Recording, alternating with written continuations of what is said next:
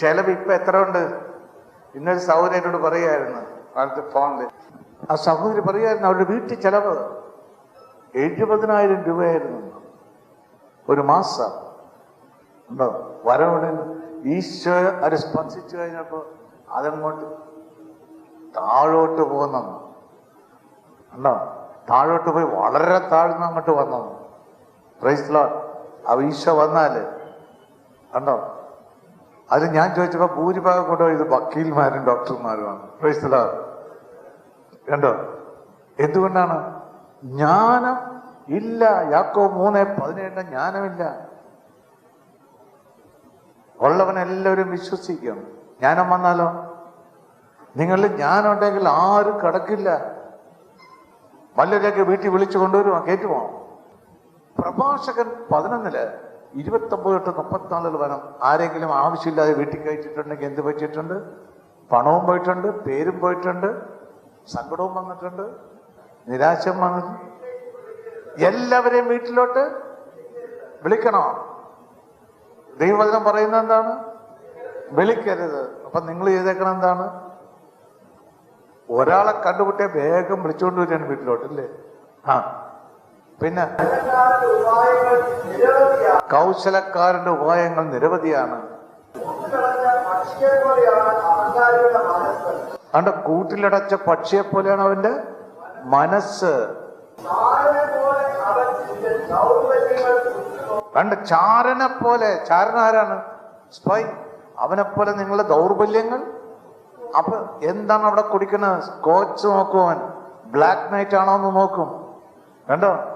പിന്നെ ഏത് കറിയാണ് ഇഷ്ടമെന്ന് നോക്കും. എന്താണ്? ബൃന്ദാലി കറിയാവും. ഏതാണ്? ആത്ത് വെച്ച് അവള് കൊടുക്കും. പിന്നെ വീട്ടിൽ ചെല്ലുമ്പോ പെണ്ണുങ്ങളൊക്കെ അങ്ങനെയാണ് പിടിച്ചെടുക്കണ ആണുങ്ങള്. കണ്ടോ? എല്ലാം ദൗർബല്യങ്ങൾ. ഈ പാവത്തുങ്ങൾ ഇവിടെ പണം ഉണ്ടാക്കിക്കൊണ്ട് അവിടെ കൊണ്ടേ കൊണ്ട് കൊടുക്കും. കണ്ടോ? നന്മയെ തിന്മയാക്കാൻ അവൻ നോക്കിയിരിക്കുകയാണ്. എന്ത് പ്രവർത്തിച്ചാലും അവൻ കുറ്റം കണ്ടുപിടിക്കും. അപ്പൊ കാട്ടു തീ പടർത്തണമെങ്കിൽ എന്ത് വേണം? അതാണ് യാക്കോബ് 3:2-12 വേണം. ഒരൊറ്റ നാവ് മതി ഒരു എല്ലാം തകർക്കാൻ. കണ്ടോ? നുണ പറഞ്ഞു കൂട്ടാൻ ഒറ്റടുത്തം മതി. പക്ഷെ ഏത് നുണ പറഞ്ഞാലും ആർക്ക് ഫലിക്കേല? പ്രഭാഷകൻ 28 ആ 21-24 വനത്തില് പെട്ടവർക്ക് ഫലിക്കില്ല.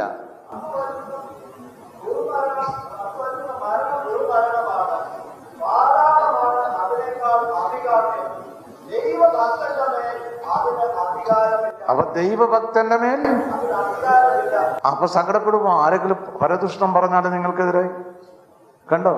അപവാദങ്ങൾ പറഞ്ഞാല് ഒന്നും വരില്ല, ഒന്നും പറ്റില്ല. എന്തുകൊണ്ടാണ്? 1 തിമോത്തി 5:24-25 ചിലരുടെ പാപങ്ങൾ വേഗം വെളിപ്പെടും, ചിലരുടെ കുറച്ച് കഴിഞ്ഞിട്ട് വെളിപ്പെടുള്ളൂ. ആ, കണ്ടോ? അതുകൊണ്ട് എല്ലാ മുട്ടുകളും കർത്താവിന്റെ മടങ്ങും നമ്മുടെ മുമ്പില്. ഫിലിപ്പിയർ 2:9 പണിനുള്ള വേണം. ഇന്ന് അതിനാണ് സഹിച്ചു നിൽക്കണം. അതിനുള്ള സഹനശക്തി കർത്താവ് നമുക്ക് തന്നോളൂ. നമ്മളൊന്നും അറിയണ്ട. ഈശോ അത്ര വിശ്വസ്തനാണ്. ഇതുകൊണ്ടാണ് 1 കൊരിന്ത്യർ 10:13 ഏത് പ്രലോഭനം വന്നാലും അത് തടുക്കാനുള്ള ശക്തി അപ്പം ഈശോ തന്നുകൊണ്ടിരിക്കും നമുക്ക്. ദൈവം അത്ര വിശ്വസ്തനാണ്. നാം അവിശ്വസ്തനാണെങ്കിലും ദൈവം ഈശോ നമ്മളോട് വിശ്വസ്തനാണ്. 2 തിമോത്തി 2:13 അതുകൊണ്ടാണ് കാര്യസ്ഥന് വിശ്വസ്ത വേണമെന്ന് 1 കൊരിന്ത്യർ 4:2 ന്യായത്.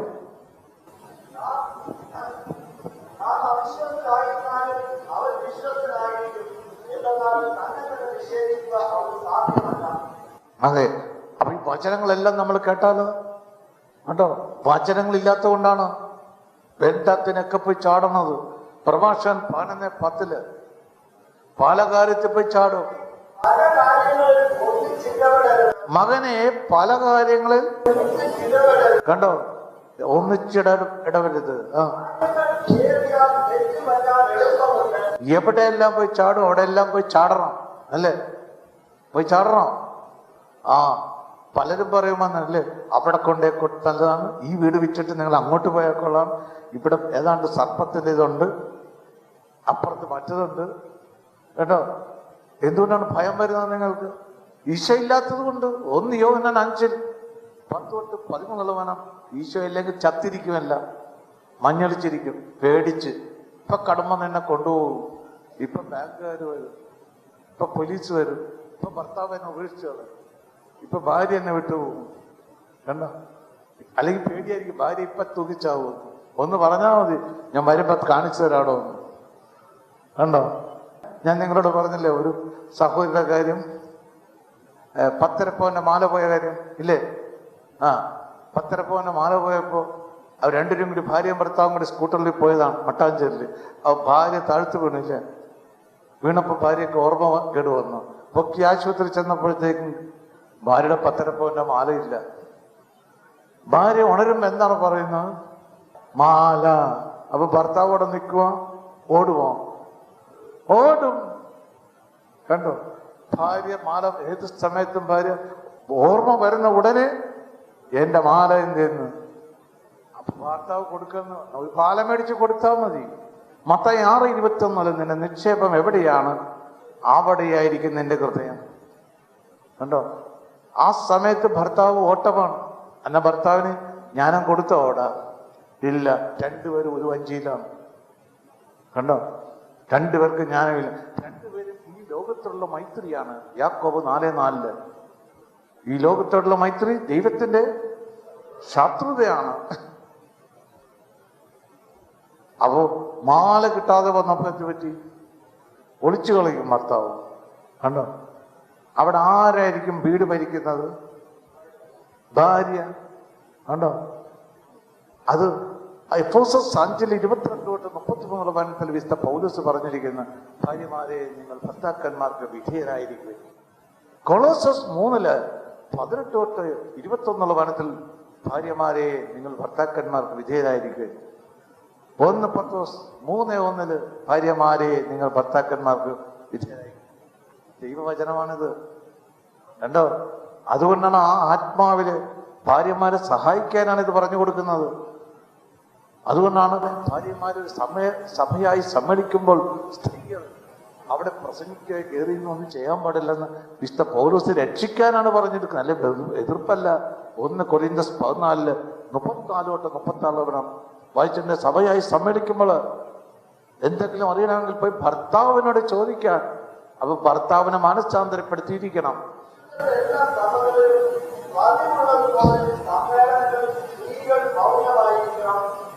സംസാരിക്കാൻ അവർക്ക് അനുവാദമില്ല. നിയമം അനുശാസിക്കുന്നതുപോലെ അവർ വിധേയതമുള്ളവരായിരിക്കട്ടെ. അവർ എന്തെങ്കിലും പഠിക്കാൻ ആഗ്രഹിക്കുമെങ്കിലും വീട്ടിൽ വെച്ച് ഭർത്താക്കന്മാരോട് ചോദിച്ചു കൊള്ളട്ടെ.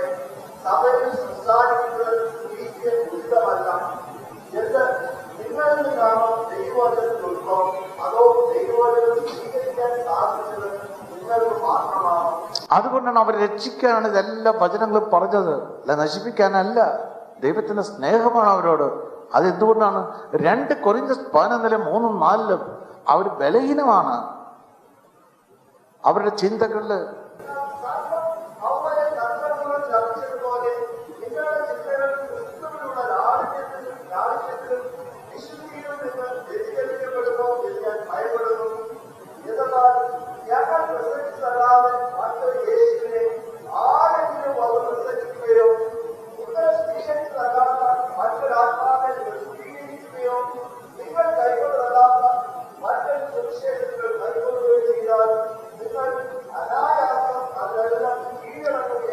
അനായാസമാണ് കിടങ്ങുന്നത്. വേറൊരുത്തർ സുവിശേഷം തെറ്റായി കൊണ്ടുവന്നാല് എളുപ്പം കിടങ്ങിപ്പോയി നിങ്ങള്. അതാണ് അവന്റെ പ്രബോധനം കൂടി കേൾക്കാൻ പോകില്ല എന്ന്.